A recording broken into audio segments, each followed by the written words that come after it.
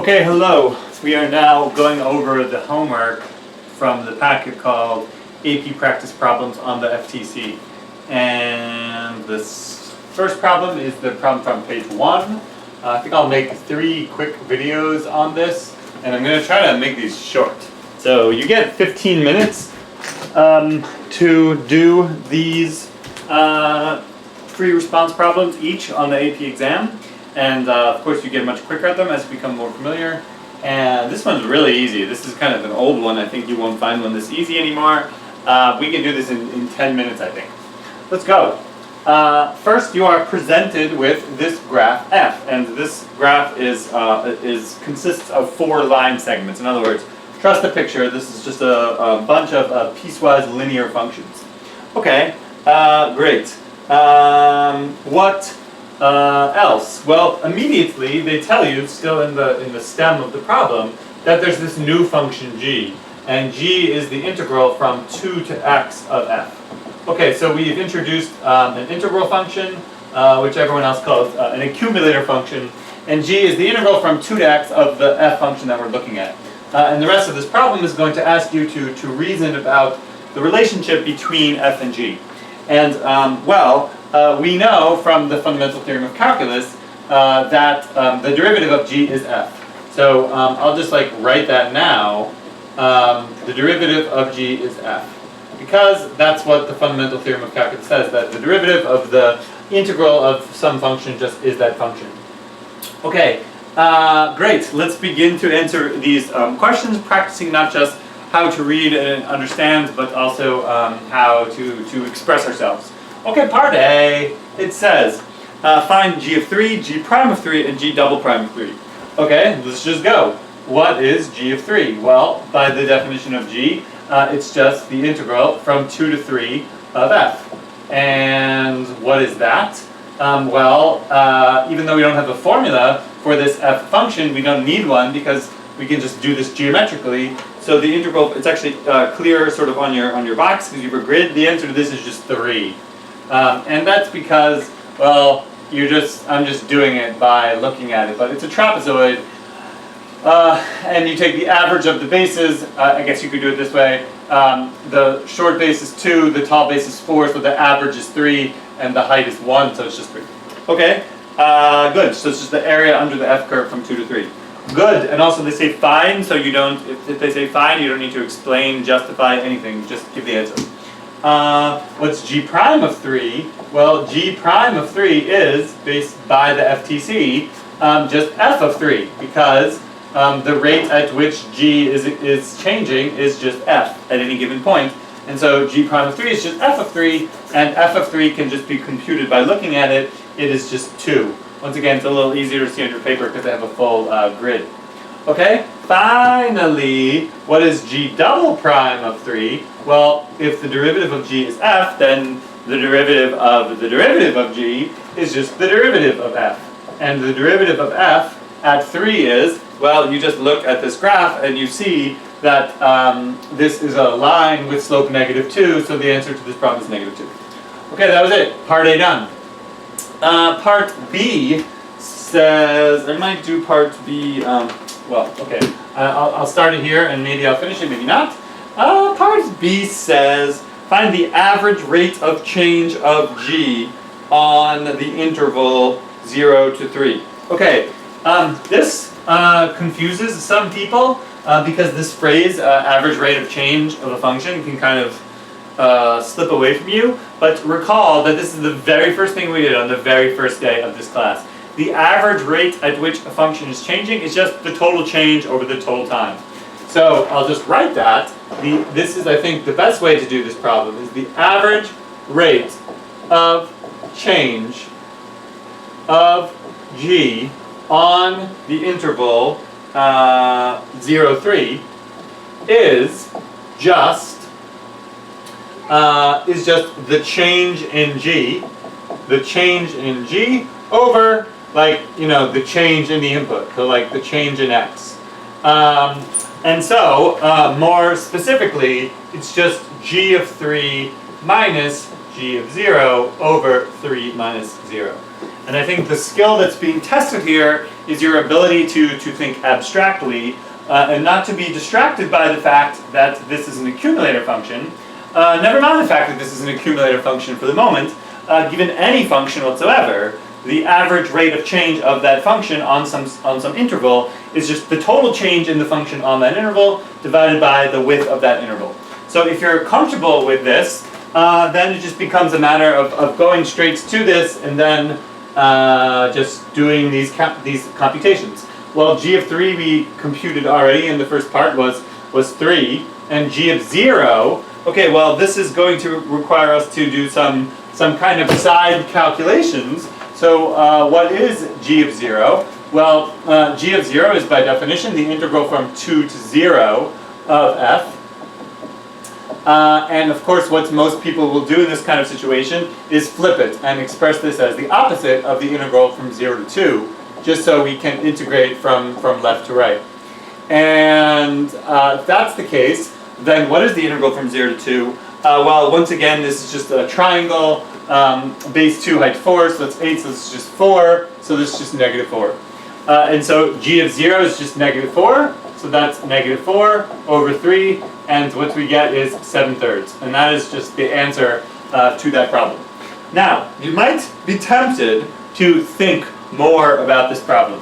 And if you think more about this problem, there is kind of an alternate solution, and enough people will think to do this that it's worth mentioning, and it's not wrong.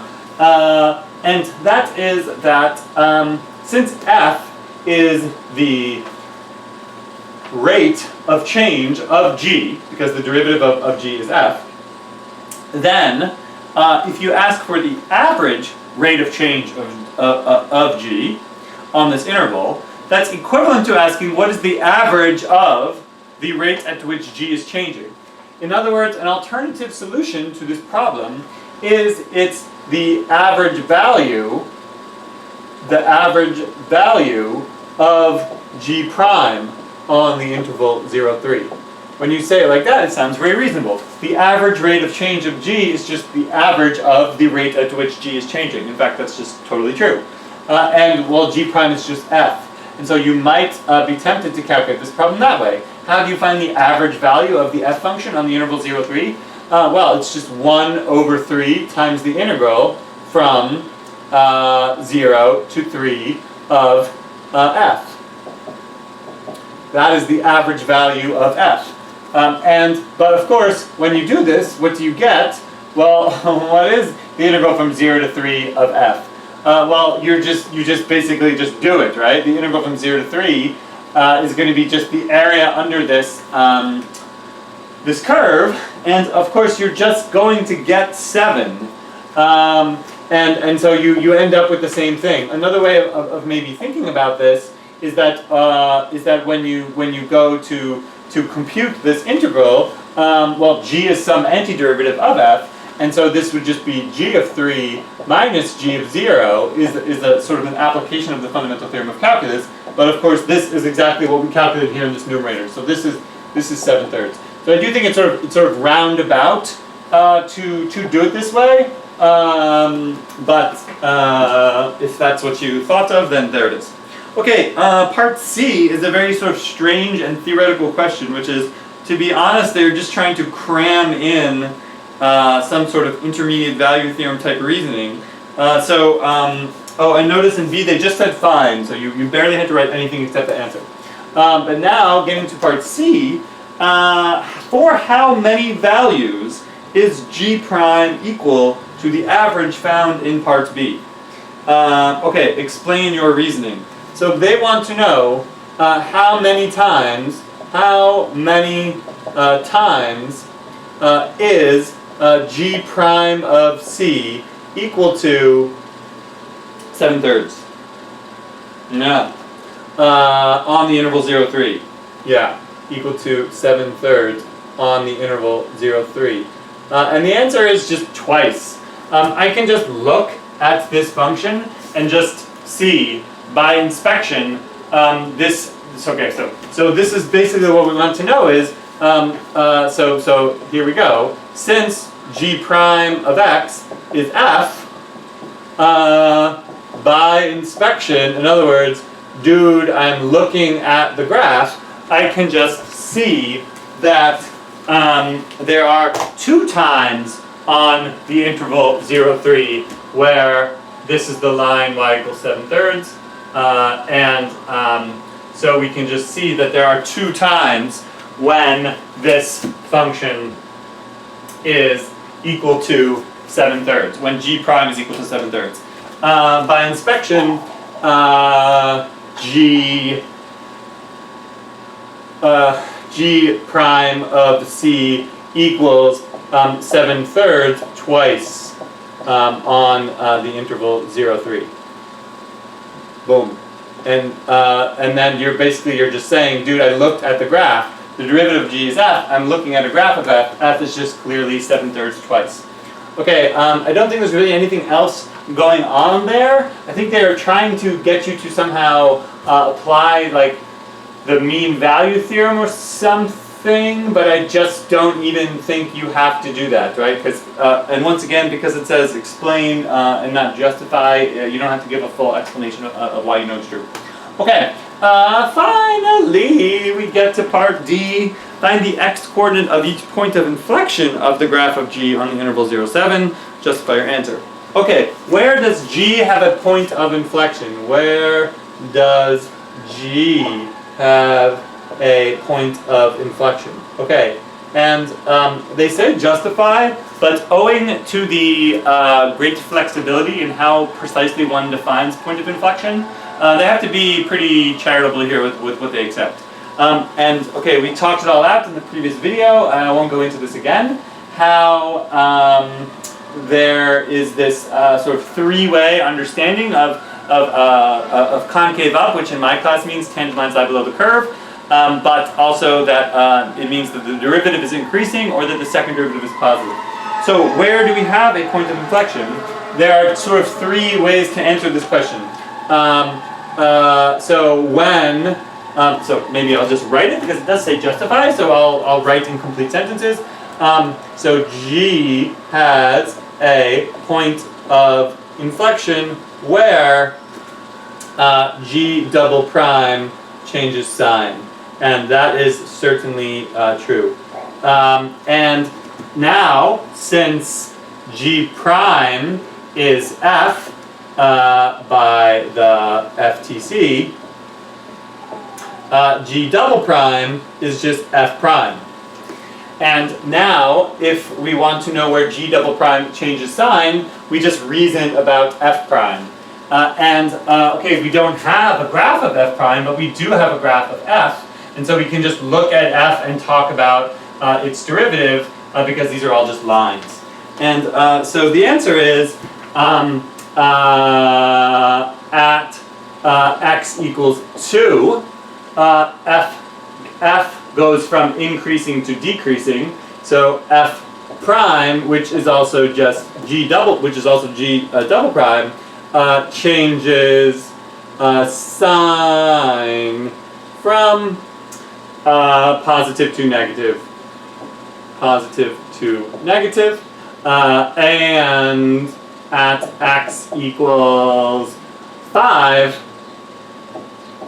F prime, which is G double prime, changes sign from negative to positive, because F prime is negative, because F is decreasing, and then F is increasing. So G has points of inflection at x equals 2 and x equals 5. Okay, that is pretty good for me. Alternatively, you could say that it's where G prime changes from increasing to decreasing. That's an alternate answer. Or that there's one at 5 because that's where G prime, which is F, changes from decreasing to increasing. So that would be good too. Okay, I don't think I have anything more to say about that. Looks pretty good, and it took us 14 minutes. All right. I'm gonna just make separate videos for each one of these pages.